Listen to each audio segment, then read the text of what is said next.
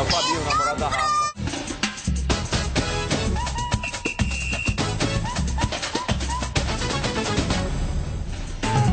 Boa tarde, pessoal. Começando mais uns Donos da Bola e quem diria, novidades no Galo, a possibilidade de Bernard voltar ao time de Belo Horizonte, uma negociação que envolveria o Carlos, o pessoal lá do Shakhtar. Daqui a pouquinho tem nota sobre isso, tem esse assunto, tem a opinião dos nossos comentaristas. Novidade, coisa diferente hoje nos Donos da Bola. Falamos também da estreia do Cruzeiro na Libertadores, da estreia do Galo que já começa amanhã, do elenco inchado do Cruzeiro. Alguns jogadores terão de sair hoje com Júnior Brasil, Dimar Oliveira e vou deixar por último o nosso Alexandre Simões, o cara que é o PVC de Belo Horizonte, mesmo antes de o PVC existir. O cara que engoliu 4 calculadores e 5 enciclopédias quando ele tinha 12 anos.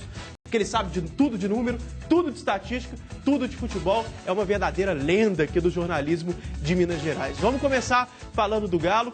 A hora está chegando. É amanhã a estreia na Libertadores e os 3 jogadores que vão entrar nos lugares dos titulares machucados se dizem preparados para esse desafio. Roda aí a matéria.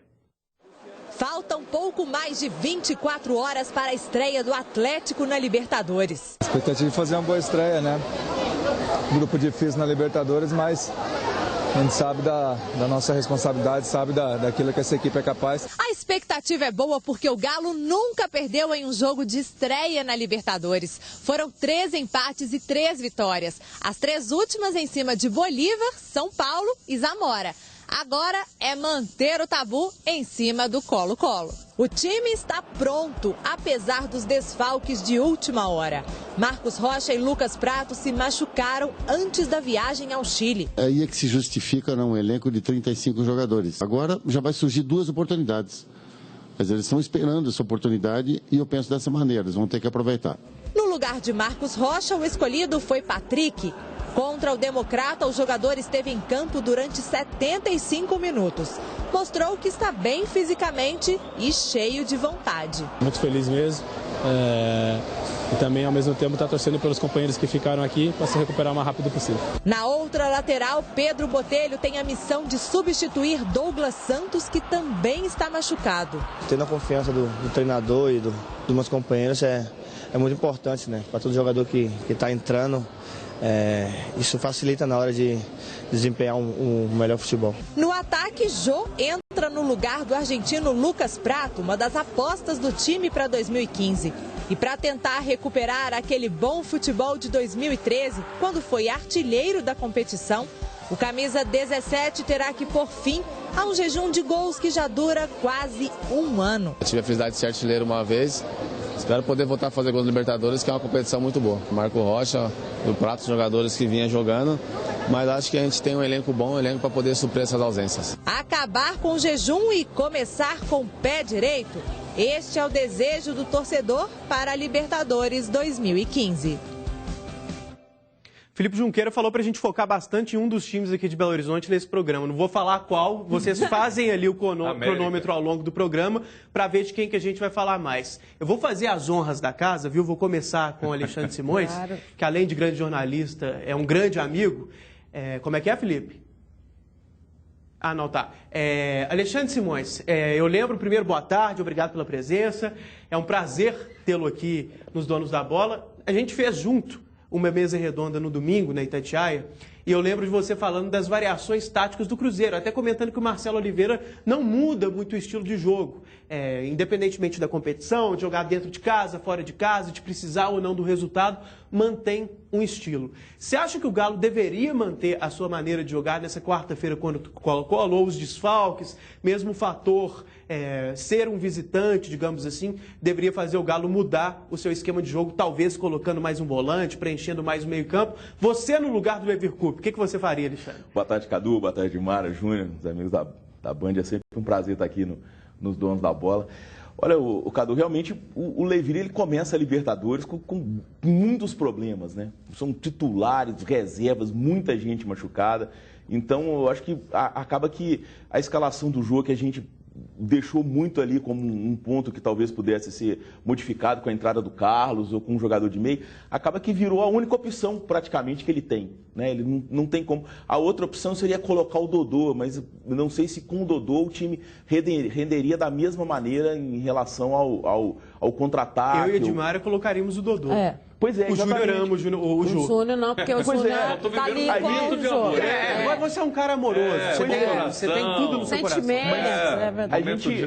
A gente não pode deixar de entender o Levi, até porque também ele está baseado no conhecimento que ele tem do Colo-Colo, né?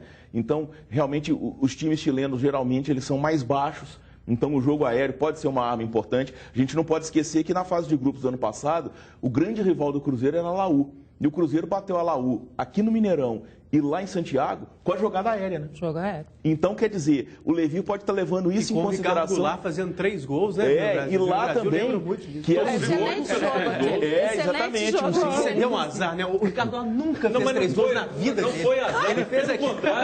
Não é azar, eu acho que foi uma grande sorte. Desejei os 3 gols, ele fez os 3 gols. Ele fez pra ele, inclusive. Então, eu lembro do Goulart fazendo isso pra mim. O Colo-Colo não é um time alto, assim como os times chilenos não são. Na Copa do Mundo, as matérias sobre o Chile versavam sempre a respeito desse tema. Zagueiros com 70 e poucos. E se a gente for lembrar do jogo lá, que pro Cruzeiro era uma decisão, né? A vitória foi aberta com o gol do Bruno Rodrigo de cabeça. Justamente ganhando, o goleiro era o Herrera. Então, um time... Então, eu acho que tem esses aspectos aí que devem estar levando o Levi a fazer a opção pelo Jô. A minha opção principal seria o Carlos, mas está machucado, então não tem condição. Depois a terceira seria o Dodô. Não, eu acho o Dodô, eu acho até que o Dodô talvez pudesse ser uma opção para o lugar do próprio Michael Suel.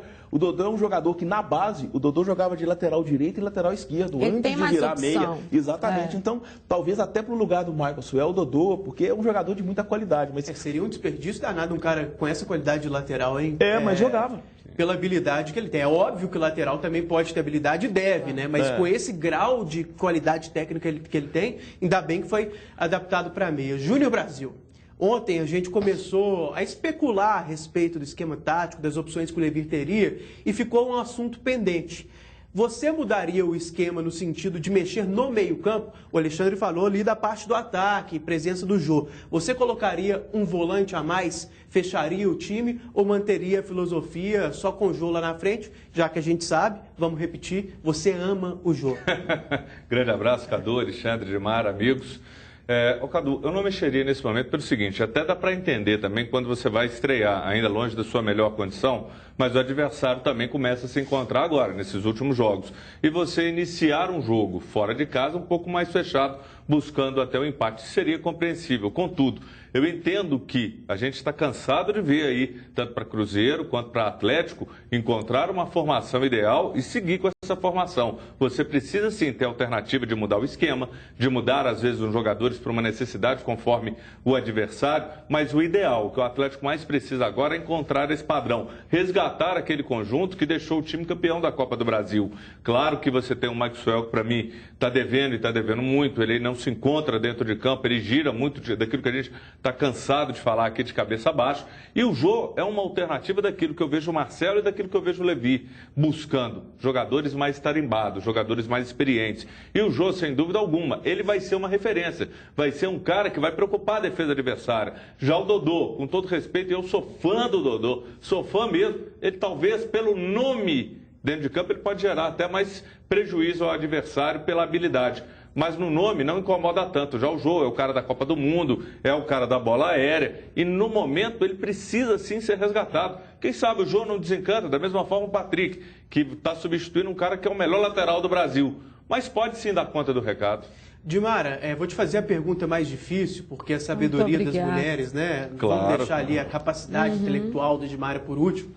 O que você conhece do Colo-Colo? Qual que é o patamar desse tipo de time chileno? Você acha que tecnicamente dá para competir com o Galo? Ou é mais ali na atmosfera, na dificuldade de jogar fora de casa? E fala um pouco também da sua escalação do time, até porque você é a única que concorda comigo aqui, que colocaria o Dodô de cara. Então eu preciso de apoio, o apoio feminino, o apoio de Dimara Oliveira. Muito obrigada, boa tarde para todo mundo. Sempre bom receber o Alexandre, né? O Alexandre é um amigo querido, né? As pessoas têm que saber disso sempre. Sempre que a gente tem dúvida, a gente liga para o Alexandre, aquilo, não sei onde.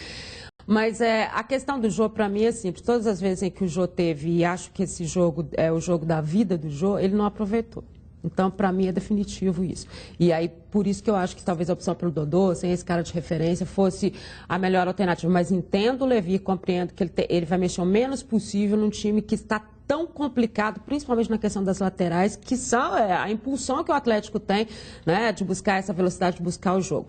O que preocupa em relação ao Colo-Colo, e o que a gente tem acompanhado da equipe chilena, é esse clima que eles estão de estamos voltando, né, são 300 jogos internacionais, a pressão está muito grande em cima deles, pressão positiva, né, a torcida querendo demais, ou seja, para mim, o papel do Atlético, quando ele entrar em campo amanhã, é falar, tudo bem, vocês estão em festa, vocês estão voltando, é a hora de vocês. É um time muito experiente do Colo-Colo, é bom dizer isso, a média de idade é alta, né? O Maldonado está jogando lá para se ter uma ideia. Ele vem sendo titular, hein? Ele vem em alguns jogos, ele vem sendo titular, mas é uma equipe muito mais experiente, com uma mudança de filosofia, né? Para o TAP é uma estreia em competições internacionais, e quem diria que ele faria um trabalho tão bacana como técnico, né? Ele que foi jogador, todo mundo se lembra aqui no Cruzeiro, mas ele está fazendo um trabalho muito bacana lá. Então, as atenções estão muito voltadas para isso. Ou seja, o clima que o Atlético vai encontrar lá é um clima de uma torcida feliz demais, de um time empolgado demais. Isso pode funcionar tanto a favor quanto contra,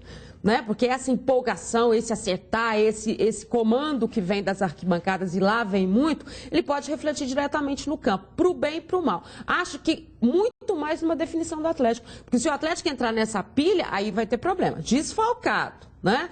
Ainda se acertando, estreando numa competição. Se ele entrar nesse clima deles de a gente está chegando, a gente quer muito, não sei o quê, acho que vai ser muito ruim para o Atlético. Cabe ao Atlético, e a experiência do Atlético, isso conta muito, a gente sabe disso, essa história que o Atlético vem fazendo em termos de mata-mata, em termos de Libertadores, essa experiência do Atlético lá fora vai valer muito. É botar a bola no chão e dizer, tudo bem, vocês estão comemorando, vocês estão isso, mas a gente veio aqui para jogar bola, é isso que a gente vai fazer. Essa consciência, essa concentração do Atlético vai ser determinante. E por que você escalaria o Dodô assim como eu? Qual que é a sua explicação? A sua justificativa? Você acha que perder a referência lá na frente não poderia fazer com que o Galo tivesse até dificuldade para segurar a bola, alguém para fazer o pivô? E o Felipe lembrou um detalhe aqui, né? O problema, talvez um dos problemas, é não só a presença do Jô, a inconstância do Jô, a falta de confiança que todo mundo hoje tem no Jô, menos o Júnior Brasil, o André que está na reserva. O Levi também. Então,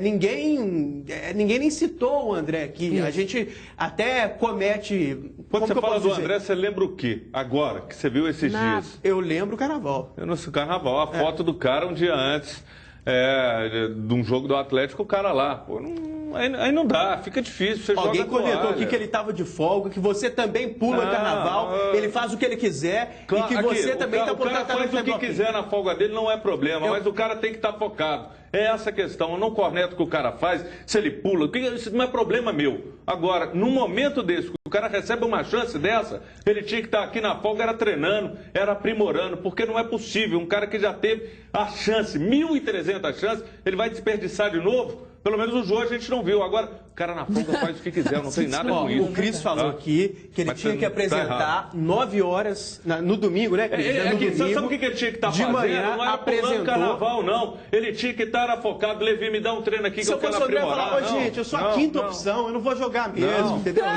Se ele joga a toalha, acabou. Ele não pode jogar a toalha, mesmo ele ter na folga, mesmo sendo direito. E eu não tenho, volto a dizer, nada com isso. Eu só estou dizendo o que seria o caminho bacana, o que seria o caminho correto. O cara focado na carreira dele, focado em dar a volta por cima. E pelos mesmos motivos eu não entraria com o Jô. Não é questão do Carnaval. Não, mas o Jô você não viu no Carnaval. Peraí, eu posso explicar que não é a questão do Carnaval? Você vai falar do Dodô, porque eu te perguntei, é muito mais importante a opinião tática da Dimário do que a gente falar do Carnaval do André. Mas o Cris colocou uma aqui, ó. Quando você estiver de folga, o José do Alíbio e o Emanuel vão te ligar e ver se você está estudando rádio e TV. Não, porque aqui você fala pro Cris, que o Cris é um cara que quer cornetar tudo porque o Cris está falando. Ele me lembra até alguém que eu conheço, eu só quero dizer pro Cris o seguinte, ô Cris, se eu estou à véspera... Não vou falar não, mas você sabe o que é. Se eu estou à véspera de um trabalho, se eu estou à véspera de um grande jogo, você acha que eu vou pegar, eu vou para um karaokê num bar e vou ficar a noite inteira lá esguelando igual louco? Ô Cris, para, né? Você quer aparecer aqui em cima disso porque você tá amigão do André, o André te levou para lá e eu tô sabendo, tá? Você tava junto com ele. Eu devia ter tirado Vai lá, Dimara, fala do né? Dodô. Mas só para falar dessa situação do Dodô e por que não o Jô, e pode ser até que o Jô entre, a bola bate nele, entra, né, faz o gol, sei lá o quê,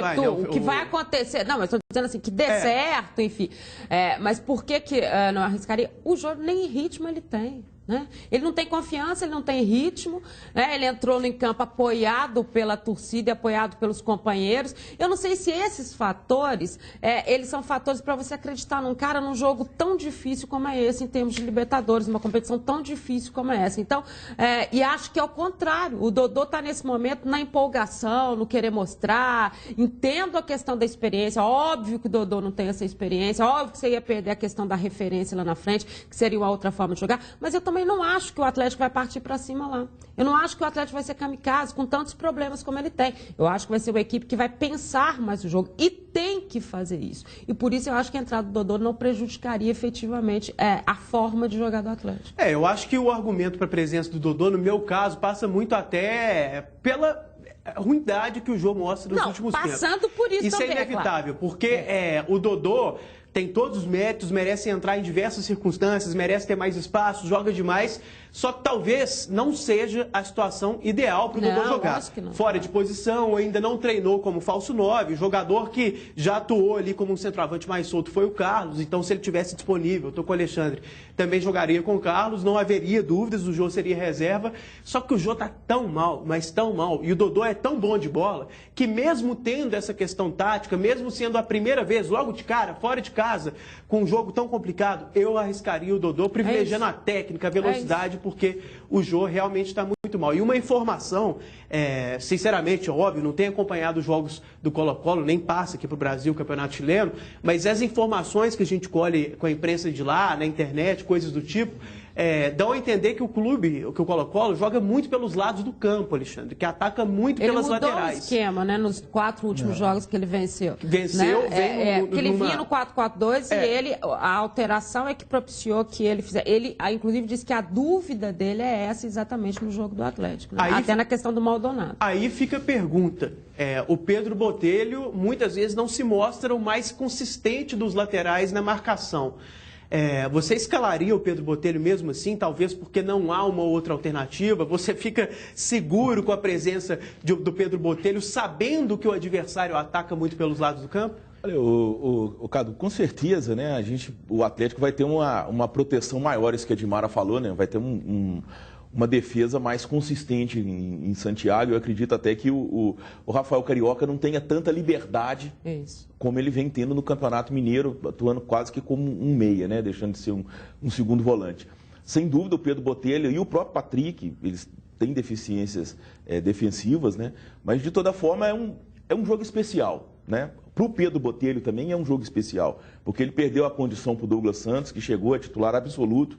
Eu acho até que o Douglas Santos está brigando por vaga na seleção brasileira, porque a gente vive uma carência de lateral esquerdo tremenda e ele vem crescendo muito. Você é um garoto. Você não confia no Marcelo e no Felipe Luiz, não, por exemplo? Ou você acha que a era Marcelo já passou ou o Felipe Luiz não é tão bom assim? Não, mas o problema todo é o seguinte, que seleção, né? Eu acho que o treinador de seleção ele tem que trabalhar sempre com pelo menos 4 jogadores por posição. Existe o problema de contusão, existe o problema tático. O Marcelo, a gente vê, o Marcelo no Real Madrid não é um titular absoluto, né? Quando precisa de uma formação mais defensiva, exatamente, entra o Coentrão. O Marcelo também tem dificuldades defensivas. E o Douglas Santos é um garoto que tem condição de aprimorar isso. E você pensa nele com o futuro, né? Exatamente. Eu acho que aí é pensar na seleção do futuro. Eu fiz essa pergunta porque eu achei curiosa a colocação, porque eu concordo que o Douglas Santos, em atividade no país, é um dos melhores, se não o melhor. Só que eu gosto dos 2 laterais esquerdos da seleção, mas eu concordo com você, para ir projetando, para ir entrando ao fogo. E até em cima disso que você está falando, seleção olímpica, seleção de base, a gente fica muito animado, muito feliz de saber que o Branco pode ser o cara com toda a sua competência, com toda a sua bagagem, com toda a sua história como treinador, como gestor, para ser o cara para substituir o Galo. Gente, A CBF tem hora, é uma brincadeira, é uma ação entre amigos. Aqueles amigos que foram muito coleguinhas, ganharam um título, então eu vou te pôr aqui, eu vou te pôr ali, não interessa. Você pode não ter feito nada, você pode não entender nada. O que o Galo fez para merecer lá? Não, é bom você não entender nada. Que o branco... Você não entende nada, então ele vem pra cá. Você é ruim, você é meio branco. O cara olha lá o branco, ele vê aqui, ele fala, meu Deus do céu. O que esse cara vai pegar, vai me Qual ensinar? É a bagagem, aí chega lá o branco com aquela... Eles gostam, como o Cris está falando, agora o Cris está falando uma coisa pertinente, eles gostam das marionetes, entendeu? As pessoas que eles conseguem manipular. Ação entre amigos. E chegaram a falar que não seria, que seria o técnico principal. Agora, a impressão que a gente tem é que o Dunga não quer o desgaste. Né? Porque você, querendo ou não, uma Olimpíada, dirigir uma equipe olímpica, você vai ter um desgaste. A maioria deles tiveram. Muito técnico de seleção principal caiu depois de Olimpíada, mesmo não sendo planejamento. Então, me parece que ele não está querendo este desgaste, porque a própria CBF já havia dito que seria o Dunga. Aí a história começa a mudar, ele fala, não, peraí que eu tenho um amigo. Tá com medo de perder o emprego. Brincadeira. Vamos falar do Cruzeiro, daqui a pouco a gente fala mais do Atlético, da estreia amanhã na Libertadores. O elenco celeste e do Bernard, que é até mais importante, viu? Novidade, informação que chegou em primeiro lugar, como quase sempre, com o Léo Gomides, sempre em cima da notícia. A gente está apurando, buscando mais detalhes, mas o Léo Gomides, sempre afiado, colocou no Twitter já há algum tempo essa possibilidade aí da negociação à volta do Bernard. Vamos falar agora do Cruzeiro. O elenco celeste conta atualmente com 37 jogadores e ainda tem mais gente chegando. Um dos desafios do técnico Marcelo Oliveira é enxugar esse número de atletas. Gisele Ramos, sempre ela, tem as informações. Nada como 2 dias de folga para recarregar as energias. Descansar, né? Curtir a família, a minha esposa, meu filho, né? Esses 2 dias aí eu acho que foi muito proveitoso, né? Até eu que estava vindo de uma pancada ali, ter um tempo de recuperação melhor. A semana começou com muito trabalho. O treino foi debaixo de chuva. Todo mundo correndo para melhorar o condicionamento físico e ganhar ritmo. Fisicamente, nós não estamos no ideal ainda, né? E também o ritmo de jogo, né? Acho que isso adquire jogando. Então, acho que a cada partida a gente vai melhorando um pouquinho aí.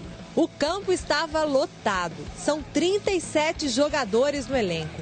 Marcelo Oliveira tem um desafio pela frente: escolher 30 atletas para a lista da Copa Libertadores. E ainda tem mais um jogador chegando. O meio-atacante Gabriel Xavier deixa a Portuguesa para assinar contrato com o Cruzeiro. Assim como acontece em todo início de temporada, o clube já planeja enxugar o elenco, mas não revela pistas sobre quem ficará fora da lista. Com a chegada do Gabriel Xavier, nós teremos 38 jogadores. E a ideia é manter um elenco de 32 até 34 jogadores. Não será nenhuma limpeza de elenco, é apenas ajustar o número que o Marcelo pretende trabalhar. Uma das posições mais inchadas é o meio-campo. São 7 volantes da concorrência. E a opinião de um deles é que quanto mais opções, melhor. É importante estar chegando jogadores como o William, de qualidade, né? Felipe Seymour também chegou. Então, isso aí faz com que eu cresça, faz com que o Henrique cresça, faz com que todos os jogadores cresçam e automaticamente o Cruzeiro também. O Cruzeiro está até demorando para concretizar a dispensa desses jogadores, né? Eu lembro que quando a gente recebeu o Benessi, já tem 2 semanas mais ou menos, a reunião entre o Benessi e o Marcelo estava marcada para sexta-feira, que não foi essa última, né? Véspera de Carnaval, a anterior. Acabou não acontecendo a reunião e até agora os jogadores não foram dispensados. Gilmar Oliveira, 2 perguntas. Quem você acha que vai sair? Você acha que algum nome importante vai deixar o Cruzeiro? E quem você tiraria? Quem você mandaria embora? A gente projeta, por exemplo, ali na lateral esquerda, alguém saindo. Breno Lopes, talvez o próprio Gilson. Mas fora isso, tem a possibilidade de ele ir pro... de ele ir para o Alex, ser emprestado. Eu acho que passa por aí, passa também pelo Dagoberto resolver essa situação dele com o Grêmio. Mas você sabe o que a gente estava até comentando na Band News hoje? Quando você vê que o Cruzeiro precisa, semana que vem, resolver a questão da lista da Libertadores e que só com esses jogadores que estão aí, 8 já ficariam de fora, dá para você saber mais ou menos o que vai acontecer. E o que é mais assustador é que ainda tem gente chegando. Ou seja, esse tipo de decisão... Né? O Gabriel, inclusive, vai estar na lista da Libertadores. Acredito que sim, porque Não, se... o próprio presidente já falou que ele estaria. Não, e outra coisa, se a gente está batendo nessa tecla que o Marcelo Oliveira quer mesmo jogar com 2 meses, e me parece que é isso, porque quando o Gilvan fala a questão de que desistir do Wagner não é o Wagner, mas apresenta outros nomes e tal, vai ficando mais certo ainda de que ele quer, é uma questão do Marcelo de jogar com 2 meses. Acho que é muito definitivo isso.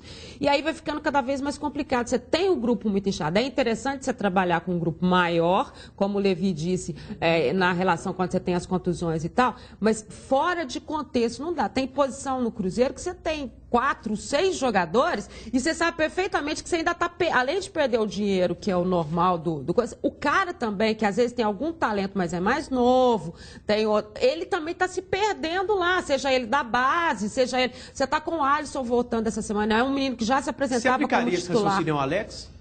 Eu aplicaria o Alex. Que perdeu espaço, é um zagueiro que chega com alguma badalação, não é tido como o melhor back do mundo, não é isso? Mas chega ali com um cartaz razoável. Eu emprestaria para ganhar uma experiência. Acho que essa tem que ser a definição, sabe? Principalmente com os meninos da casa. Porque quando você começa a trazer muito jogador de fora, que você sente que a formação está procurando uma experiência maior, é óbvio que esses meninos não vão ter esse tempo para isso. Então, você vai perdendo o cara, porque qual que é além da motivação, é a própria questão. Só treina, só treina, só treina. Quem que dá conta disso? Então, o time perde em todos os sentidos. Com os jogadores dele, perde no futebol e perde porque você tem um grupo inchado demais e que faz com que a disputa deixa de ser uma disputa. Né? Você já não sabe nem qual que é a sua chance de ir para o banco. Deixa de ser uma disputa. Eu acho que essa motivação tem que acontecer. Mas entendo que o Cruzeiro está esperando, porque ele ainda tem jogador por vir. Então, esta definição dessa reunião, que acabou não acontecendo... A reunião foi adiada por causa disso. Exatamente. É necessário haver uma definição disso tudo. Você vê que confusão. Um fala que o Wagner não vem mais. Aí aparece o menino lá, que ia para o Levante lá, como é que ele chama? O Brian Ruiz. O Brian Ruiz. Que ia para o Levante, não foi, voltou para o futebol inglês, está lá esperando. Mas o Cruzeiro não confirma, mas também dá todos os detalhes dele, inclusive salariais. Né? Então, você diz o quê? Que ele tá ou não tá? E aí acreditando numa história de que o Joel pode ganhar a cidadania brasileira. Porque o pessoal fala assim, mas aí ele supriria o número de estrangeiros que ele pode ter. Então, está muito indefinido. Está muito indefinido. E acho que o Marcelo está esperando para ver até onde que vai essa história. Ô Alexandre, nós vamos falar daqui a pouco do Brian Ruiz, tem até uma notinha ali a respeito dele, mas também na mesa redonda domingo que a gente fez junto, você falou coisas interessantes sobre o Dagoberto, possibilidades táticas e técnicas que o time tinha com esse jogador. Você acha que o Cruzeiro agiu corretamente na dispensa do Dagoberto? E quando a gente fala de dispensa, tudo bem que já é um caso resolvido, mas... pensa em jogadores preteridos, ainda lembra do Dagoberto. Porque até outro dia o nome do Dagoberto era gritado no Mineirão toda hora. O Jô era um cara muito querido. Não era? Exatamente. É o mesmo caso. Pode, né? Vai que... E o Cruzeiro vai continuar pagando o salário dele por enquanto, que não é baixo. Você acha que o Cruzeiro agiu certo aí no caso do Dagoberto? Olha, ô Cadu, dentro da definição do Marcelo, né, do esquema dele, serem 3 meias com um homem fixo, né? E desses 3 meias, os 2 que jogam aberto pelo lado, tem que voltar para ajudar na marcação, né? A gente viu que o Dagoberto não fazia isso em 2014, não fez em momento algum. Então, quer dizer, ele não serve para o tipo de esquema tático que o Cruzeiro utiliza. O Dagoberto é um jogador de muita qualidade técnica, mas que tem deficiências físicas claras e evidentes. Ele poderia ser usado, né, se o Cruzeiro tivesse... de repente, uma formação aí com 3 volantes para apostar num contra-ataque, porque é um jogador que tem um drible realmente muito fácil, é um jogador difícil de ser marcado e é um jogador que em determinados momentos em Libertadores poderia ser até útil, porque é um jogador que sabe criar um all-in no jogo. Também. Exatamente, sabe criar um all-in. Então, mas, dentro da proposta tática do Marcelo, o Dagoberto não cabe. A gente não sabe o que aconteceu internamente, com certeza. A gente tem algumas situações. Então, dentro das situações que a gente fica sabendo ainda, mais ainda o Marcelo tem razão. Mas, de toda forma, o que eu coloco é que o futebol caminhou para um lado, né, em que um jogador com a qualidade técnica do Dagoberto não tem mais pouco espaço. Competitivo. Exatamente, né? Pouco competitivo. Não tem mais espaço e a gente vê Marquinhos e o Willian sendo titulares do Cruzeiro com uma capacidade técnica infinitamente inferior ao do Dagoberto, justamente por essa aplicação tática que eles têm. Mas, de toda forma, não dá para a gente tirar a razão do Marcelo. É ele que vive lá, ele que comanda o grupo e realmente o Dagoberto não deu as respostas que ele teria que dar para esse esquema tático do Cruzeiro e mesmo internamente ali no grupo. Cadu, com relação até ao grupo, o Cruzeiro parece que já se falou em 32, estourando 33 jogadores. Se a gente for pensar, o Dedé está no grupo, mas Dedé é um ano quase que perdido. Aí você olha o Alex, porque com a chegada do Paulo André, você passa a ter mais uma opção, o Manuel voltando da contusão. O Groli, né? Você olha, o Groli, aí você tem também o Seu Breno ídolo. Lopes. Não, é de outra pessoa. Aí você tem o Breno Lopes, que é um cara que pode ser negociado, o Marcos Vinícius também é uma outra opção, o Gilson, parece que o Marcelo quer, ele pode até rever de repente com a chegada de um outro jogador e o Gabriel, porque o Gilson seria aproveitado aquilo que a gente falou e que a gente acompanhou, o rendimento dele muito melhor como um cara do meio de campo do que pela lateral. Então, se você for pensar, existem nomes para saírem sim. Agora, o Rodrigo Souza já saiu, a colocação desses jogadores no mercado, o Charles é um exemplo, você tem que quanto tempo... Falou-se do Charles no América também. Falou no América, agora é um salário muito alto. Então você tem muitos nomes e às vezes alguns jogadores que o problema é até a questão salarial. Mas se o Cruzeiro for pagar e o cara não for jogar, é melhor o Cruzeiro pagar uma parte ou a América pagar o que pode e deixar o cara lá. Agora você tem que ver o seguinte, infelizmente mesmo, eu já tive a oportunidade de conversar com diretores do América, às vezes eles buscam nomes interessantíssimos, que você fala, pô, esse cara matou a charada. Aí você chega pro rapaz, você oferece um bom salário, e quer mais. O cara não quer jogar a Série B. Às vezes é uma mentalidade pequena, e isso vários jogadores que a gente conhece, e bons jogadores que você vira e fala, que tacada que os caras deram, que tacada sensacional, mas o cara às vezes, ele prefere ficar numa reserva, numa Série A, ou numa situação dessa, do que cair numa Série B. E eu entendo até que é uma bobagem, porque é uma transição. De repente o clube pode subir, você pode abrir um outro mercado para você. E a dimensão da Série B hoje é outra. A cobertura que se dá, todo mundo transmite a Série B. E sempre tem um time grande, claro, né? Porque claro. com a mudança de formato, 20 times, a estabilização de um calendário ali. O Luxemburgo fala muito isso, né? Que o formato do futebol brasileiro sempre propicia que um grande caia. Porque são muitos gigantes, são 12 grandes, a grosso modo, sem falar dos times da Bahia ali e tal.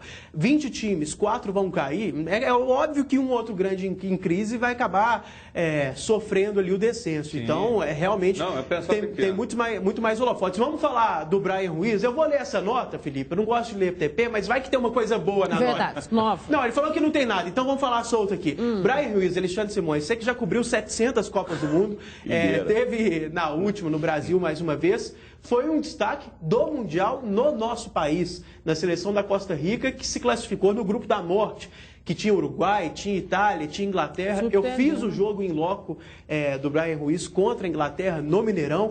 O Príncipe estava lá, gostou muito do Brian Ruiz, ele me falou, viu, Alexandre? O que você achou? Você acha que é uma boa contratação? Você vai contar o que o Príncipe te falou? Ele falou Brian Ruiz. Assim, ó. Falou Brian Ruiz.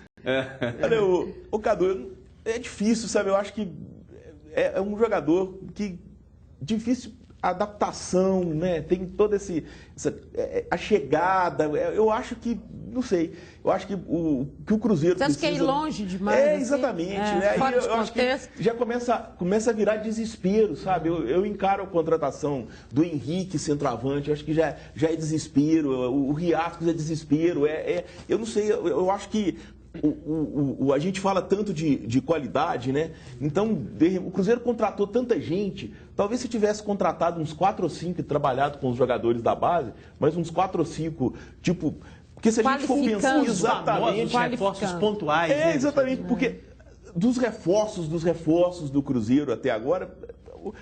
Todos estão em dúvida. O Arrascaeta quem vai jogar melhor?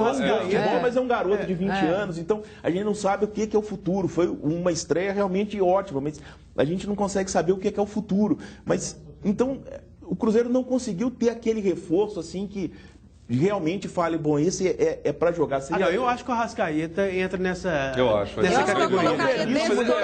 Arrascaeta. Com relação àquele cara que é incontestável, Mas eu estou dizendo, seria um reforço no nível, por exemplo, assim, de um cara tipo o Jean, volante do Fluminense. Um D'Alessandro, vamos pegar. Um D'Alessandro, chegou e acabou. Sabe que chegou, é ele, entendeu? Então, eu acho que talvez o Cruzeiro se perdeu muito saindo, atirando para todo lado, trazendo um Pô Varela. Traria, no frigir dos ovos, você não traria. Eu acho que eu tentaria apostar em alguém aqui no futebol brasileiro, ou pensaria melhor, até porque na próxima fase da Libertadores se pode inscrever, e se o Cruzeiro cair nesse grupo, aí realmente é para Mas você não acha que... Você concorda com o Alexandre? Eu concordo com o Alexandre no sentido que o Cruzeiro acabou perdendo aqueles nomes que talvez fossem tão pontuais por achar que todo mundo estava muito caro.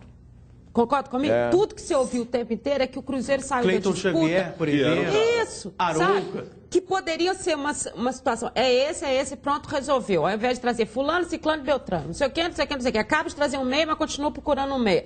Eu acho que nessa história toda tem que saber o seguinte. Você quer sempre vender o seu caro, não é? Mas o outro também quer. Se você tem o cara que resolve, ele nunca vai custar baratinho.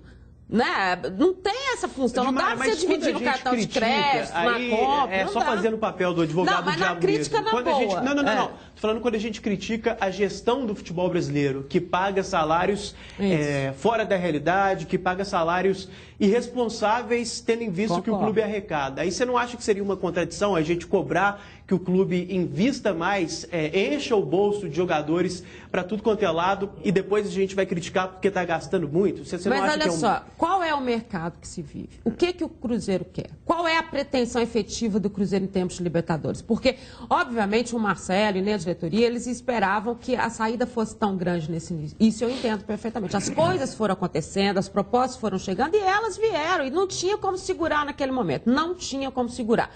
Isso a gente sabe que não tinha. Então, é este o mercado que você vive.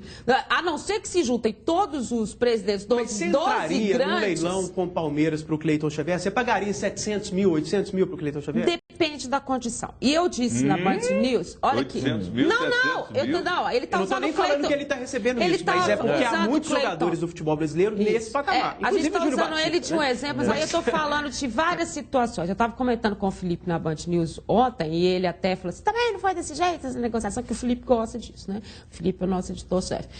Eu disse o seguinte, que o Gilvan trabalhou tão bem na negociação desses jogadores que saíram, na questão das porcentagens, que o Cruzeiro não tinha tantas, aí ele foi aumentando, fez com que o Cruzeiro em algumas situações tivesse 50%, aí o Felipe falou assim, isso é verdade mesmo, não é, né? Então, se ele trabalhou tão bem para vender, por que não pode trabalhar tão bem para comprar? Dá na mesma, a negociação é a mesma. O Cruzeiro tem N jogadores que são talentosos. A gente daqui a pouco vai falar do negócio do Bernard com o Carlos podendo entrar numa negociação. O Cruzeiro não tem ninguém do seu grupo lá de jogadores que estão subindo, seja ele Alisson, seja ele sei lá quem, que dá para você colocar numa situação, que dá para você abrir um propósito para um time que está vindo de fora. Qual que é o tipo de negociação que se faz? Esse aí estava difícil, agora, porque não encaixa. Fala do Brian Ruiz. Eu até entendo o que vocês colocaram, é um jogador interessante, a gente pode acompanhar ele aqui na Copa, a gente esteve junto, vimos o desempenho do jogador, ele finaliza muito bem, chega. Eu acho que seria uma baita atração. Né? Hã? Eu também estava. Não, mas é porque com você eu não tinha... Aliás, encontrei no campo, encontrei no Mineirão. Encontrei com o Não, mas é porque nós ficamos no Rio. Nós fizemos. A gente esteve lá no Rio de Janeiro. Nós fizemos jogos juntos, Gadu. Me ajuda, Gadu. Você não complica não, Gadu. Nós tivemos... Onde no Brasil? Agora, Dimar a gente encontrou. Dimar a gente encontrou lá no Mineirão. Mas a gente lá no Rio de Janeiro, com toda a equipe da Itatiaia lá era a nossa principal base. E eu entendo o seguinte, é um jogador interessante, seria uma atração. A gente não sabe, isso que o Alexandre falou, essa questão de uma adaptação, seria um pouco complicado esse aspecto, mas eu acho que vale. O cara seria uma atração, seria interessante. Dependendo da maneira como for, fica evidente que ele viria por um empréstimo aí de 1 ano, alguma coisa assim, nada muito além. Então, o custo não seria alto, bateria naquilo que você falou.